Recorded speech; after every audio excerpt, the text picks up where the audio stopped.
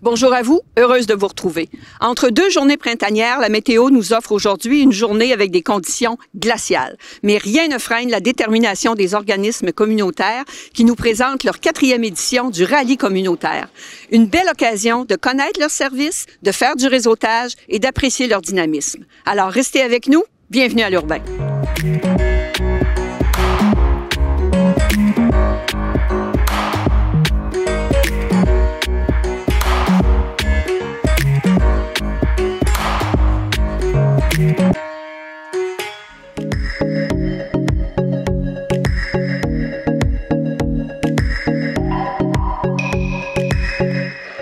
Bonjour, Tania Fontaine. Bonjour.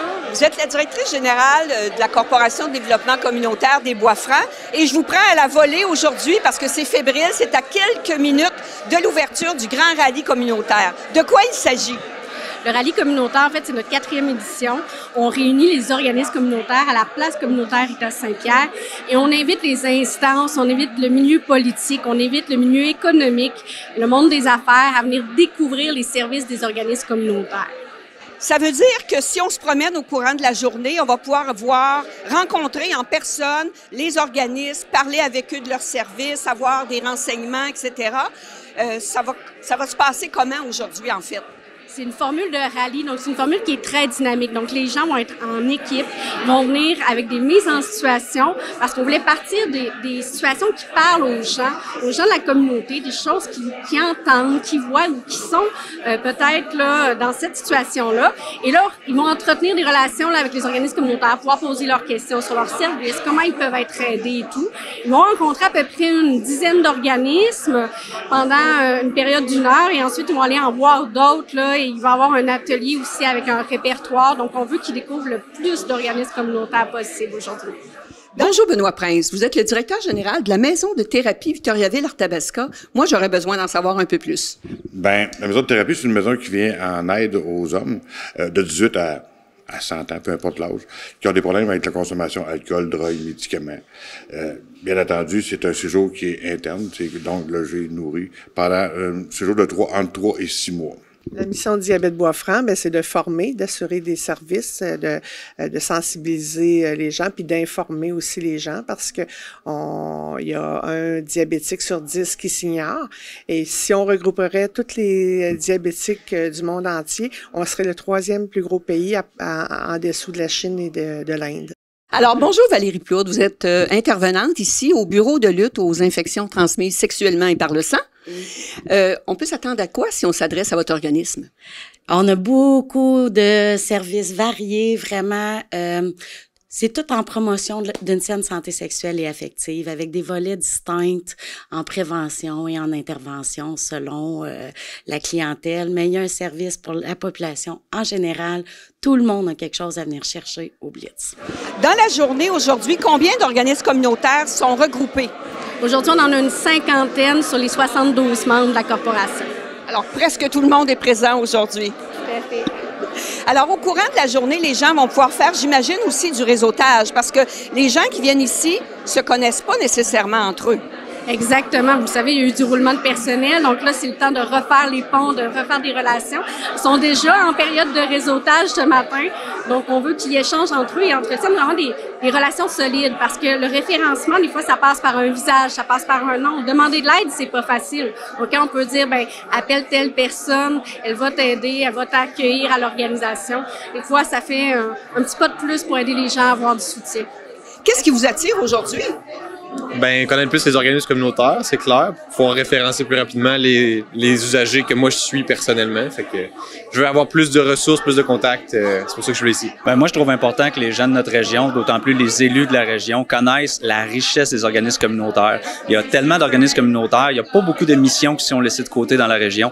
Fait que puis défaire le cliché que les organismes communautaires sont là pour tous les citoyens.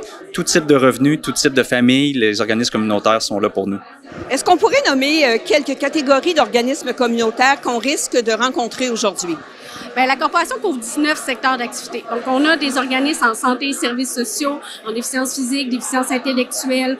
On a des organismes en défense de droits, régler des conflits, des choses comme ça. On a des organismes au niveau de la défense de droits des locataires. On a des organismes en culture aussi. On a un festival qui est membre chez nous, la télévision communautaire qui est membre chez nous. Donc, on a des milieux d'hébergement aussi, des 24/7, que ce soit au niveau des femmes victimes de violences ou des gens en situation d'itinérance. Donc, on a une brochette très diversifiée d'organismes communautaires dans la région.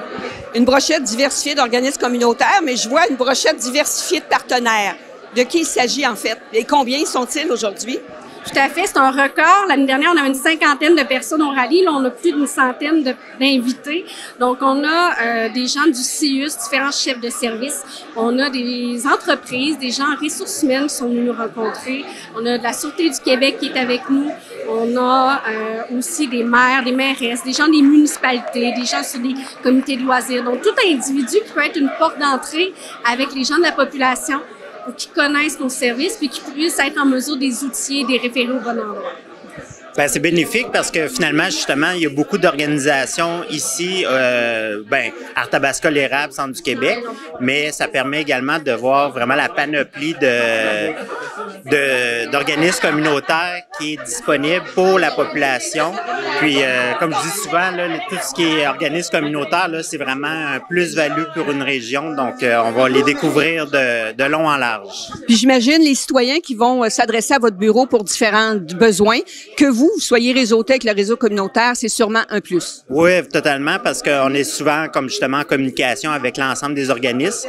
Justement, aujourd'hui, ils nous ont remis un petit répertoire, là, donc c'est un plus parce que justement, on a vraiment de A à Z l'ensemble des organismes ici. Puis ça nous permet justement de toujours garder un contact et d'avoir une bonne communication là avec eux.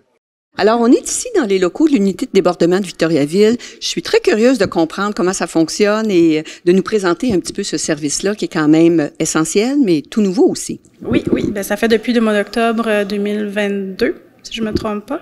Puis, on est, dans le fond, on parle d'une clientèle itinérante. Donc, on parle de 18 ans en montant. On n'a pas d'âge limite. Puis, dans le fond, nous, on est vraiment en hébergement d'urgence, ce qui veut dire qu'on ouvre à 6 heures le soir, on offre un souper, ils peuvent dormir et doivent quitter à 8h30 le matin. J'imagine que c'est très utilisé là, par les temps qui courent. Les difficultés sont importantes pour tous. Hein? Oui, autant hiver comme été, là, c'est quand même assez souvent très plein. Normalement, ça déborde. Elle porte son nom, en fait. C'est une équipe aussi qui accompagne ces gens-là, j'imagine, pour les soutenir, les référer? Oui, on parle de 7 intervenants, dont j'ai ici Dan avec moi. Et c'est pas mal ça. Ben merci beaucoup. Belle journée rallye. Ça fait plaisir, merci. On offre des services pour les personnes qui vivent avec la maladie de Parkinson, mais aussi pour les proches aidants et leurs familles. Donc, on offre des services pour briser l'isolement, puis pour maintenir et améliorer la qualité de vie. Puis, on offre, des services en présence et en virtuel, donc comme des groupes d'entraide, des classes d'exercices adaptées, des webinaires d'information. Puis on offre aussi des rencontres individuelles pour aider et accompagner les personnes là, selon l'évolution de la maladie. Au Rivage, c'est un organisme en prévention des dépendances et en promotion des saines habitudes de vie.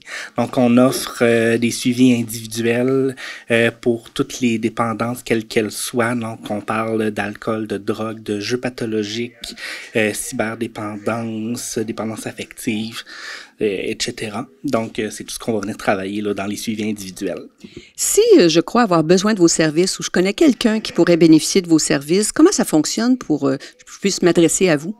Vous pouvez appeler notre numéro de téléphone. À ce moment-là, moi, je prends l'appel, puis on regarde où se situe votre besoin.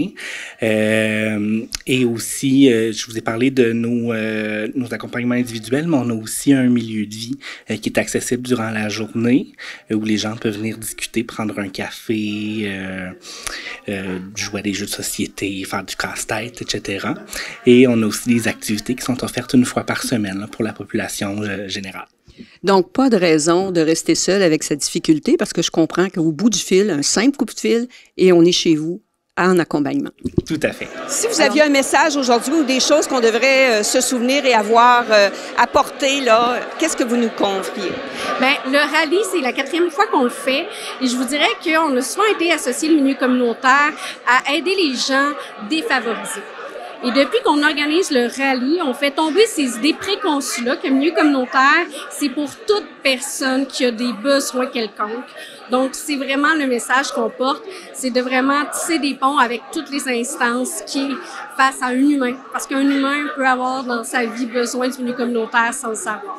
Alors, on est chanceux dans les Bois-Francs d'avoir tout un réseau tissé serré comme ça et une belle occasion aujourd'hui de tous les rencontrer. Merci beaucoup, Tania. Ça fait plaisir, merci. Derrière chaque sourire se cachent des mains bienveillantes qui travaillent sans relâche pour construire une société où personne n'est laissé pour compte.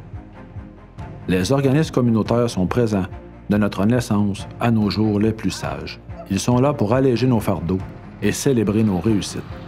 N'étant pas simplement des gardiens pour les plus démunis, ils sont des alliés pour toute personne.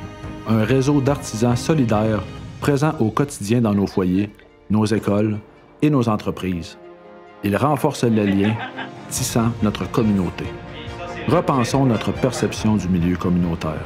Adoptons une vision renouvelée de sa contribution à la société.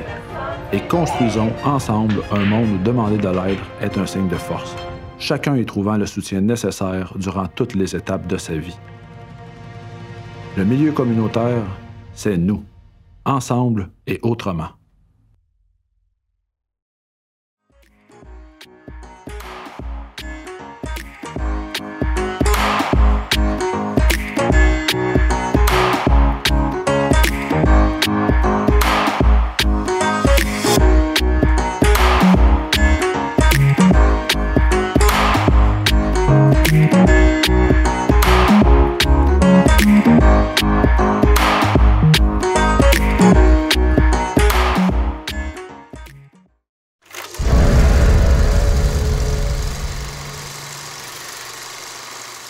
Défendre ses droits.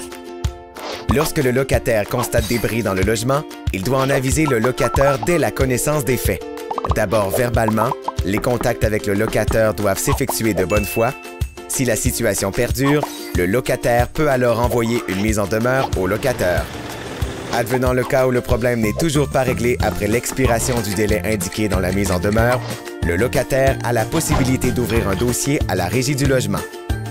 Les délais pour les causes générales sont assez longs, mais cela donne du temps au locataire pour bâtir son dossier, c'est-à-dire prendre des photos de l'état des lieux, prendre des informations auprès de professionnels et faire un journal des événements.